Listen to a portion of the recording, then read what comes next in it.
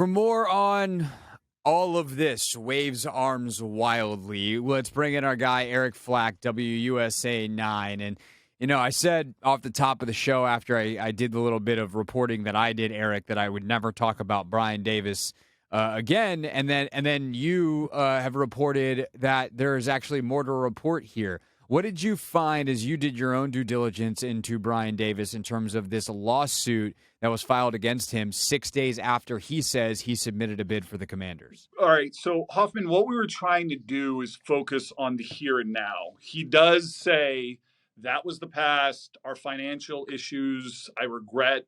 I'm a different person. We're a different company. So we wanted to know if he had anything going on right now that would undermine the claim that things were different.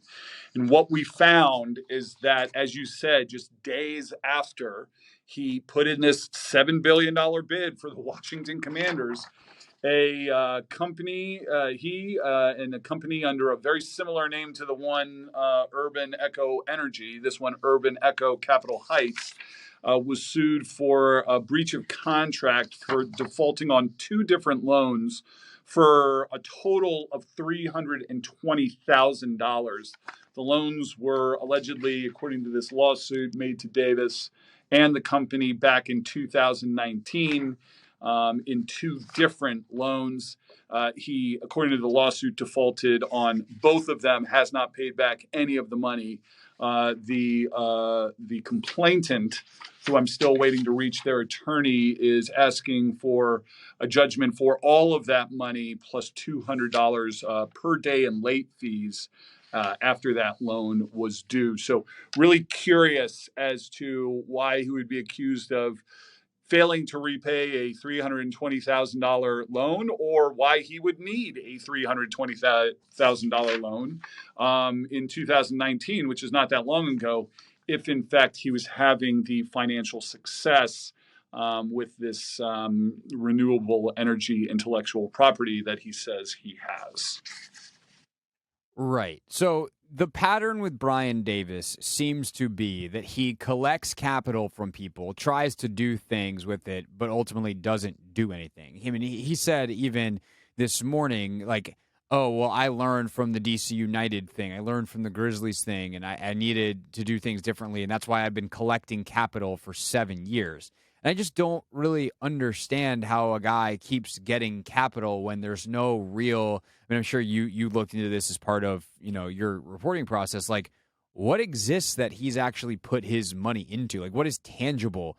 Intellectual property is obviously not tangible. It can be very valuable, but we don't really have any backup for his claims that his is worth a lot of money.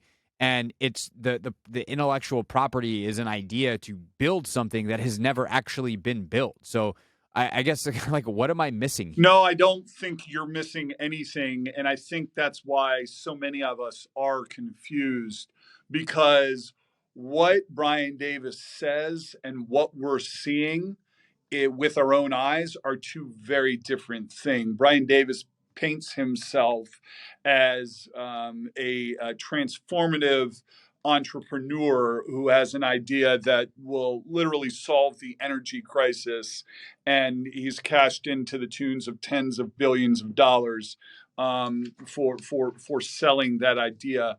Meanwhile, he has very real debts, both old and now we're learning new, that he has failed to pay. So something does not add up. You would think, if one has as much money as Brian Davis claims to have, you would think you could afford some sort of a financial advisor to keep all of your bills straight. So it's just kind of hard to believe that some of this was just oversights or bills he forgot to pay. It seems like in many cases, Brian Davis robs Peter to pay Paul, and then robs Pauline to pay Peter. We're going to need some more characters soon. Eric Flack, WUSA 9, is with us here on the Team 980. This, of course, is the Hoffman Show. So the reporting I did was kind of following up on his claim that he's involved in this Blue Line initiative. And I know that you've done so much reporting over the years on public works projects, private public partnerships, all these kinds of things.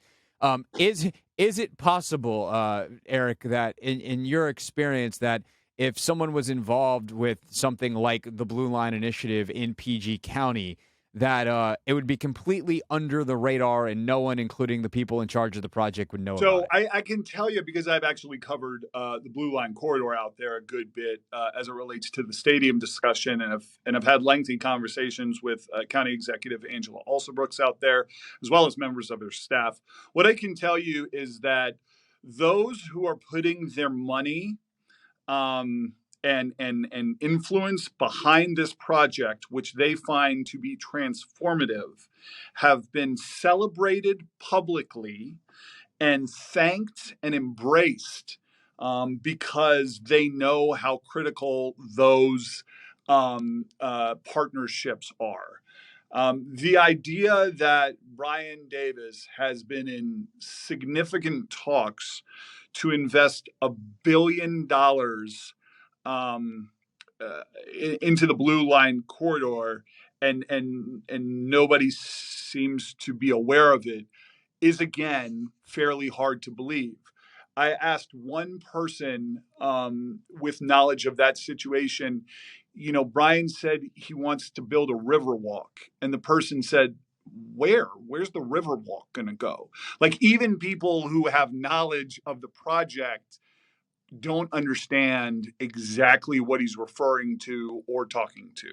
Now, could Brian Davis have had a conversation along the line somewhere with somebody who's tangentially related to that Blue Line corridor project? Of course, a lot of people can have a lot of conversations. Um, I Right. think I think what we know is that there has been nothing substantial done by Brian Davis on that front, or investing $1 billion in that project. When that happens, we'll all hear about it. Right.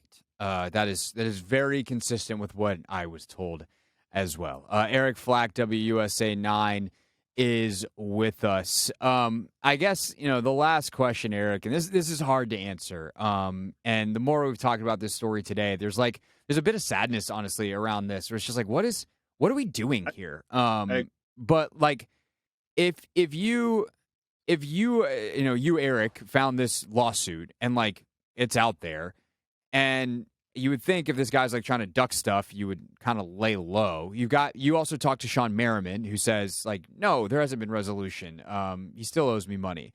Um, why why do you think Brian Davis has put himself out there like this? Like, do you have any? Because like the most cynical version of me is like Ponzi right. scheme. He's trying to, hey, if it was worked kind of once before with the Grizzlies for 350 million or whatever it was, imagine what I can do for 7 billion. What kind of capital could I raise, and then what can you do with it? But like, it doesn't really make a lot of sense to me, and I don't really have a good explanation. What's your best I crack think at it? that is the conversation that we're having a lot around the newsroom right now, while trying to whatever extent possible, not rush to judgment and keep open the possibility that he has $10 billion sitting in a bank. If in fact that is not the case, a lot of us are struggling to figure out why, what the motivation is behind this. And there are potential explanations that I would rather not go into because it's not for me to say. But I think a lot Sure. of the ideas we kick around are sad. I think we're all anxious to see this play out. I hope we do get some resolution at some point, either through the NFL or otherwise, as to what's at the bottom of all this. Um, Keep in mind, I mean, this isn't going away. Brian Davis isn't backing down. He says he's turning in the Right. final paperwork to Bank of America today. Uh, we'll see if that happens, but we're kind of past the point of no return. in my opinion. And we're either going to get the biggest shock to many of us of a lifetime, which is that Brian Davis actually is a billionaire umpteen times over, or we are going to find out to a certain extent this was a house of cards. And I think we may be searching for a long time to figure out why. But I do think we need to have just a little bit more patience to give this thing a couple more days to play out, because the NFL, we know, takes their business very seriously. If he did have $20 billion or $10 billion in the bank and the NFL established that, that would not be the end of it. The NFL would then make sure they understood where that money came from. Right. And that would open a whole another box of questions if you are still skeptical about this intellectual property idea. So still a lot of unanswered questions that we all, I think, continue to search for answers to. Yes. The only things I would add to that are I do think there's a scenario where it just kind of goes away, where like Josh Harris, the confirmation comes in the fact that Josh Harris gets the Yeah. team and no one ever comments on Brian Davis and, we continue on. I think that's kind of the middle ground, perhaps, of the two things that you said. The other thing I would just simply add is that patience is required here. Attention is not. We can be patient and let these things play out in the background and not give someone who has gotten a lot of attention and perhaps doesn't deserve it any more attention. So that's going to do it for our show talking about Brian Davis today. Eric will be talking about this coming up on WUSA 9 because that's his job and they pay him to do it. Eric, appreciate your time as always, sir, and hopefully we're talking again soon on something that's a little less wacky and more happy. I feel like you said that last time we did one of these segments, but... Yeah, well, we can keep hoping, Eric. Later, Hoffman. This is the Hoffman Show on the Team 980 and the Odyssey app.